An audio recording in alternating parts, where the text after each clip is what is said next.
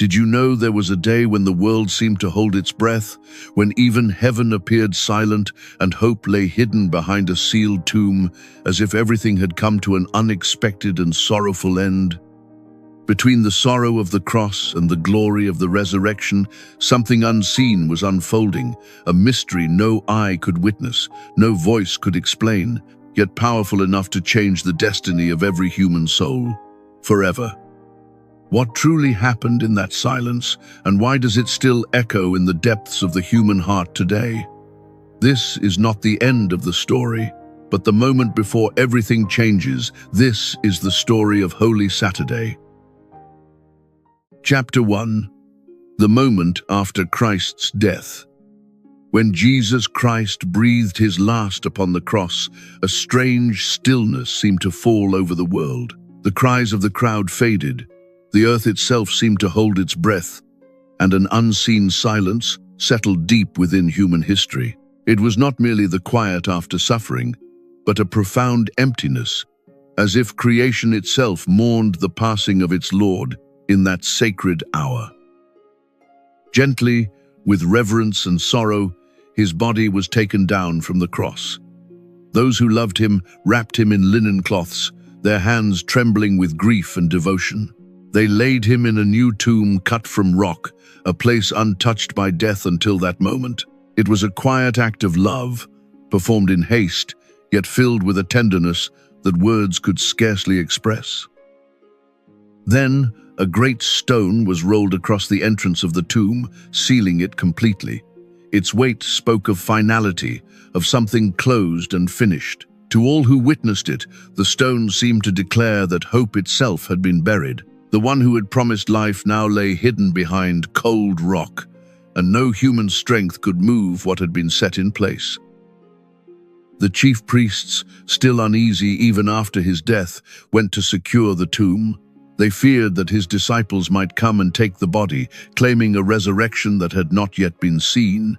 Guards were posted, watchful and alert, turning a place of burial into a place of vigilance. Even in death, Jesus was surrounded by tension, suspicion, and the lingering fear of his power. Meanwhile, Jerusalem itself felt different. The city, that had been filled with pilgrims for the Passover, now carried a heavy and unspoken weight. The streets were quieter, conversations more subdued, as if everyone sensed that something greater than they understood had taken place. Beneath the ordinary rhythm of life, a mystery lingered, waiting to be revealed in time. Those who had once placed their hopes in him now struggled to understand what had happened. They had believed he was the Messiah, the one who would restore all things. Now, faced with his death, they felt confusion and sorrow mingled together. Their dreams seemed shattered, their expectations undone, and their hearts burdened with a grief they could not yet reconcile with faith. Thus began the Sabbath, not with celebration, but with silence. No great sign appeared, no voice broke through the stillness. Instead, a quiet covered everything, deep and enduring. Yet within that silence, something unseen was already unfolding. What seemed like an ending was, in truth, the hidden beginning of a victory that would soon transform the world forever. Chapter 2. The Tomb and the Reality of Christ's Death. The Church firmly proclaims that Jesus Christ truly died upon the cross. His death was not symbolic, nor an illusion, nor a passing shadow. It was real, complete, and human. In this truth, the mystery of salvation begins to unfold, for only by truly entering death could he transform it from within and open the path that leads beyond it for all humanity. His body now lay still in the tomb, without movement or breath, sharing fully in the condition of every human being who has ever died. There was no sign of divine power, no visible glory, only the quiet reality of a lifeless body. In this profound stillness, Christ embraced the full weight of human mortality, entering even the silence that follows the last heartbeat. The tomb itself became a powerful sign, speaking without words about the fragility of human life. Carved from cold stone, it held within it the one who had once spoken life into the world. It reminded all who would reflect upon it that every earthly existence, no matter how great, must one day face the limits of death and the mystery that lies beyond. The presence of Christ's body in the tomb revealed that he had gone to the very depths of suffering. He did not remain distant from human pain, but entered it completely, holding nothing back. From betrayal to agony, from abandonment to death, he accepted it all. In the stillness of the tomb, the fullness of his sacrifice stood silently, yet more eloquently than any words could express. Now there were no miracles to witness, no teachings to follow, no crowds gathered around him. The voice that had calmed storms and raised the dead was silent. The hands that had healed were motionless. Everything that once seemed powerful and alive appeared to have ended. The world was left with only the quiet, unchanging presence of death, a silence that invited deep reflection and reverence. Yet this death was not a defeat, nor the triumph of darkness. Hidden within it was the unfolding of God's plan of salvation, a mystery too deep for human eyes to perceive in that moment. What appeared as loss was in truth an offering, freely given. Through this surrender, Christ entered the deepest darkness, preparing to bring light where it had never reached before. Therefore, the tomb was not the end of the story, but a threshold. Behind the sealed stone, something greater than human understanding was already taking shape. The silence was not empty, but full of promise. What seemed final was only the beginning of a transformation that would soon be revealed, when death itself would be overcome and life would rise in glory. Chapter 3. The Mystery of the Descent to the Dead. According to the faith of the Church, after his death, Jesus Christ descended to the realm of the dead. This mystery, often professed in the Creed, reveals that his saving mission did not pause at the tomb. Even in death, he continued his work, entering the hidden depths where generations had waited, bringing with him the presence of the Savior they had long hoped for.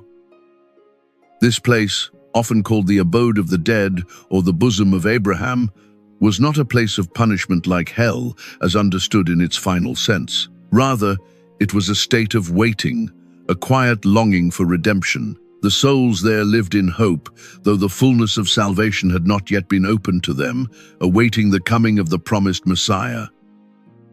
Into this silence, Christ came not as a prisoner, but as a victor. He entered bearing the good news, the fulfillment of every promise God had made.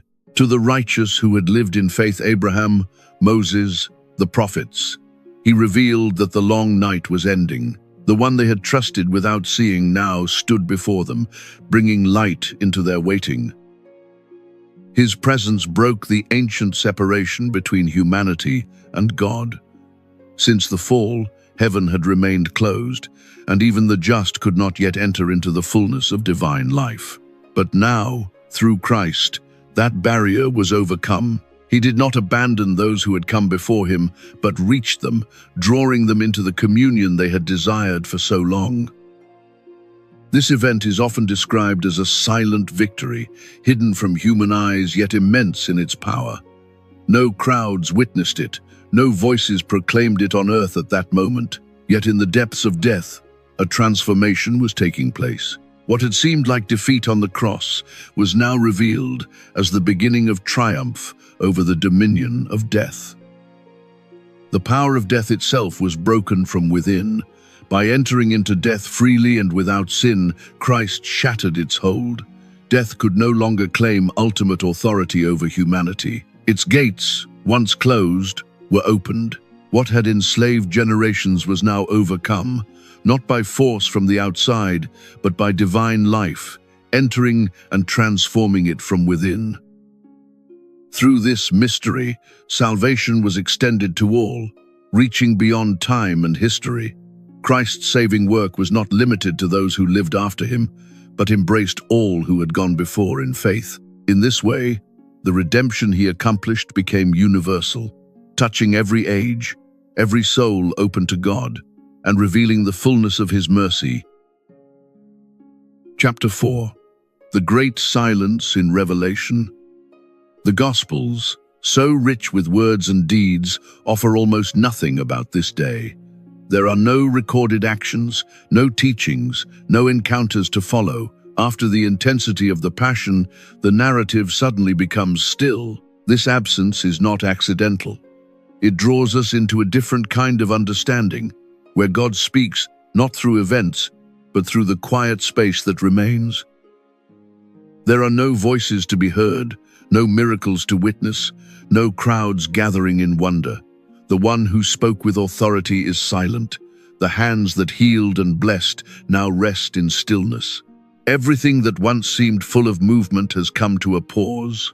It is a silence that can feel unsettling, even heavy, as if the world itself is waiting without knowing what will come next.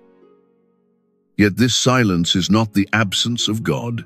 It is another way in which God is present, hidden yet real. Just as a seed grows in the darkness of the earth, unseen and unnoticed, so too the work of salvation continues beneath the surface. What appears empty is, in truth, filled with a divine presence that does not need to be seen to be real. This moment stands between promise and fulfillment. Everything that had been spoken by Christ still holds its meaning, yet nothing has visibly changed. The tension of waiting becomes part of the mystery. It is the space where faith is stretched, where hope must endure without proof, trusting that what has been promised will indeed come to pass in its appointed time. In this silence, humanity is gently invited into contemplation. There is nothing to grasp, nothing to control, nothing to explain away. Instead, there is an invitation to remain, to listen with the heart, and to be still before the mystery of God. It is here, in quiet surrender, that a deeper understanding begins to take root within the soul. Silence also purifies faith. When there are no signs or consolations, belief is no longer based on what is seen or felt. It becomes a choice, a trust that goes beyond immediate experience. In this way, faith is refined, freed from easy expectations, and strengthened in its deepest foundation, a relationship with God that endures even in darkness. And so, within this great silence, the mystery of salvation continues to unfold. Though hidden from human sight, God is at work in ways more profound than before. What seems like stillness is actually movement at its deepest level. In the quiet of this day, the foundation is being laid for the joy that will soon break forth in the light of the resurrection. Chapter 5. The Crisis of Faith among the Disciples.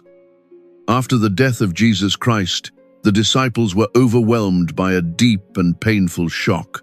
Everything had happened so quickly, so violently, that their hearts could hardly grasp it. The one they had followed, trusted, and loved was gone.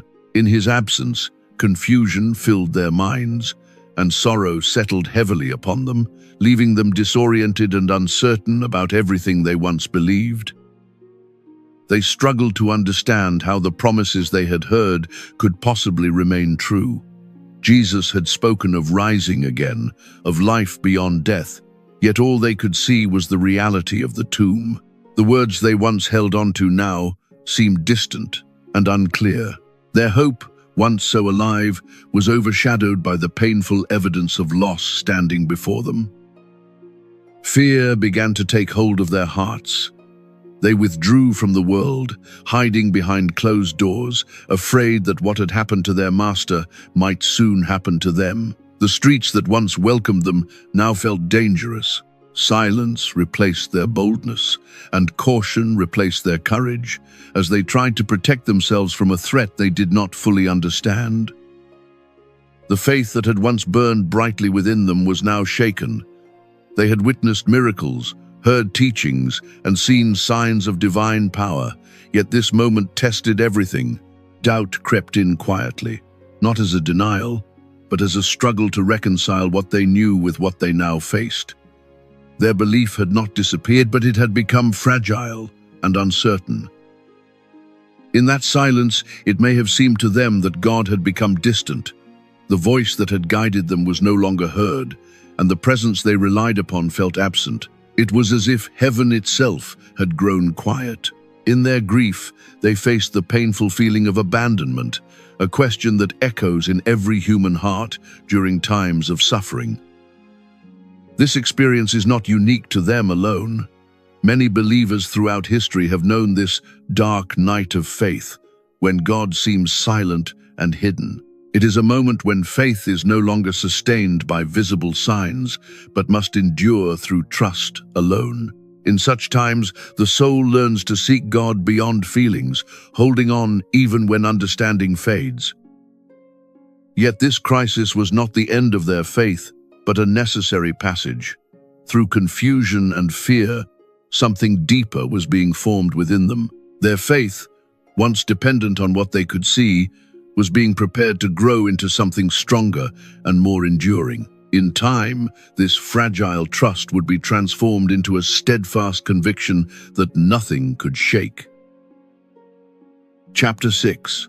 Mary, the Church in Hope. In the deep sorrow of that silent day, Virgin Mary remained standing in faith. She had witnessed the suffering and death of her Son, a pain beyond all words, yet she did not turn away. While others were shaken and scattered, Mary endured in quiet strength. Her grief was real and profound, but it did not extinguish the light of trust that still burned within her heart. Mary had no visible sign to hold on to. The tomb was sealed, the silence complete, and no miracle had yet appeared. Everything around her spoke of loss, yet she continued to believe in the promises of God. Her faith did not depend on what she could see or understand, but on the word that had once been spoken to her and that she carried faithfully within her soul. For this reason, Christian tradition often remembers her on this day as Our Lady of Solitude. She stands alone in a unique way, sharing in the mystery of her Son's death more deeply than anyone else. Her solitude is not emptiness, but a sacred space where love remains steadfast. In her quiet waiting, she embodies a hope that refuses to disappear, even when surrounded by darkness. Mary's faith was not rooted in passing emotions, but in the enduring promise of God. Feelings may have shifted with sorrow, but her trust did not waver. She believed that what God had begun would be fulfilled, even though she could not yet see how. In this, she shows a faith that goes beyond human understanding, anchored not in circumstances, but in the faithfulness of God Himself. In her, the Church finds its image. Mary represents the believing community that waits in hope during times of uncertainty. Just as she remained faithful in silence, so too the Church is called to remain steadfast when God seems hidden. Her example teaches that waiting is not passive, but filled with trust, a quiet openness to the work God continues to accomplish. Though she speaks no recorded words on this day, her presence is deeply felt. In the midst of confusion and fear, her quiet strength becomes a source of support. She does not draw attention to herself, but gently sustains the faith of those around her. In her silence, she becomes a refuge, reminding others that God has not abandoned them, even when He seems unseen. Through Mary, we learn how to hope when hope feels impossible. She invites us to remain faithful even when there are no answers, no signs, no immediate comfort. Her life teaches that true hope is not based on certainty, but on trust. In the darkness of Holy Saturday, her faith shines as a gentle light, guiding all who seek to believe beyond what they can see. Chapter 7. The Liturgy and Discipline of the Church. On this day, the Church enters a rare and striking silence. No Mass is celebrated during the day. After the solemn liturgies of the previous days, this absence is deeply felt. The faithful gather, yet there is no Eucharistic celebration. This pause is intentional, inviting all to reflect on the mystery of Christ's death and to remain in a spirit of reverent waiting. The altar stands completely bare, without cloth, candles, or adornment. It appears almost abandoned, stripped of all signs of festivity and life. This emptiness is not merely visual, but symbolic. It reflects the reality of the tomb, the stillness of Christ's body, and the profound absence that marks this sacred time. The Church allows this stark simplicity to speak directly to the heart. Within the Church, the atmosphere is one of mourning and quiet reflection. There are no joyful hymns, no festive decorations, only a subdued and contemplative mood. The faithful are drawn into silence, encouraged to meditate on the suffering and death of Christ. It is a time not for outward expression, but for inward reflection, where sorrow and hope begin to meet in a hidden way. The celebration of the sacraments is greatly limited on this day. They are administered only when necessary, especially in situations concerning the salvation of souls, such as for those who are dying. This restraint emphasizes the uniqueness of the day. The Church, in her wisdom, focuses attention not on sacramental activity, but on the mystery already accomplished through Christ's sacrifice. The faithful continue in fasting and prayer, prolonging the discipline begun earlier in the Triduum. This practice is not merely an external act, but a participation in the waiting of the Church. Through fasting, the body joins the soul in longing. Through prayer, the heart remains open to God. Together, these acts express a quiet readiness for what is yet to be revealed. All liturgical activity is directed toward expectation. Even in its stillness, the Church is not inactive, but attentive. The readings, prayers, and silence all point forward, preparing the faithful for the coming celebration. It is a day suspended between sorrow and joy, where the present moment is shaped by what is about to unfold, though it has not yet been fully revealed. In this way, the whole Church seems to hold its breath. There is a sense that something immense is near, yet still hidden. The silence is filled with anticipation, like the stillness before dawn. Though nothing outward appears to change, everything is poised for transformation. Soon, the quiet will break, and the light of the resurrection will shine forth in glory. Chapter 8. Eastern and Western Traditions and Symbols. In the rich traditions of the Christian East, this day is often called the Great Sabbath. It carries a sense of sacred depth, linking it to the original Sabbath when God rested after creation. Now, in a new and greater way, the Church contemplates Christ resting in the tomb. This title invites believers to see Holy Saturday not only as silence, but as a moment filled with divine meaning. Eastern Christians emphasize that Christ rests after completing the work of redemption, just as God rested after the work of creation. This rest is not inactivity, but fulfillment. The long journey of salvation, from promise to sacrifice, has reached a decisive point. In this stillness, the world is being renewed, as the Creator enters His creation to restore it from within through love. At the same time, the East celebrates this day as a hidden victory. While Christ's body lies in the tomb, His soul descends to the realm of the dead, breaking its power. Icons often depict Him lifting Adam and Eve, drawing them into new life. It is a powerful image. Even in death, Christ is active, conquering darkness and opening the way to freedom. In some regions, this day is also called the Saturday of Light.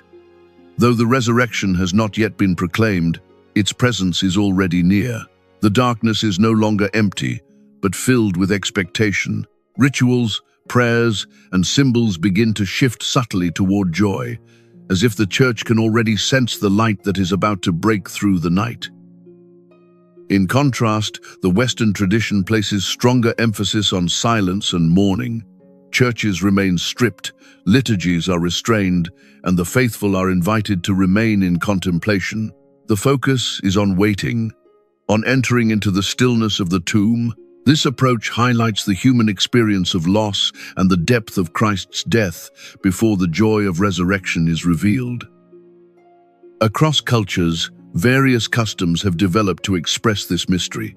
Some communities gather in quiet prayer, others prepare symbols of new life, and still others maintain traditions of remembrance and hope. These differences reflect the richness of the Church's life, showing how one mystery can be expressed in many ways without losing its essential meaning. Yet, despite these diverse expressions, all traditions point toward the same truth. Whether in silence or in symbolic anticipation, the Church contemplates one single mystery, the saving work of Jesus Christ. Beneath every custom and ritual lies the same reality, that through his death and hidden action, the path to new life has been opened for all. Chapter 9. The Easter Vigil and its meaning for today. As night falls, the Church gathers in complete darkness for the Easter Vigil. No lights shine, no candles burn, and the silence of Holy Saturday still lingers. It is a moment filled with expectation, as if the entire world stands on the edge of something new. In this darkness, the faithful remember the night of waiting, when hope seemed hidden, yet not lost. Then, a new fire is kindled outside the church, breaking the stillness with a gentle glow. This flame is not ordinary, but deeply symbolic, representing the new life that Christ brings. From what appeared to be the end, a beginning emerges. The fire speaks of renewal, of warmth returning to a cold world, and of light that no darkness can overcome or extinguish. From this fire, the Paschal candle is lit and carried into the darkened church. As it moves forward, its light slowly spreads.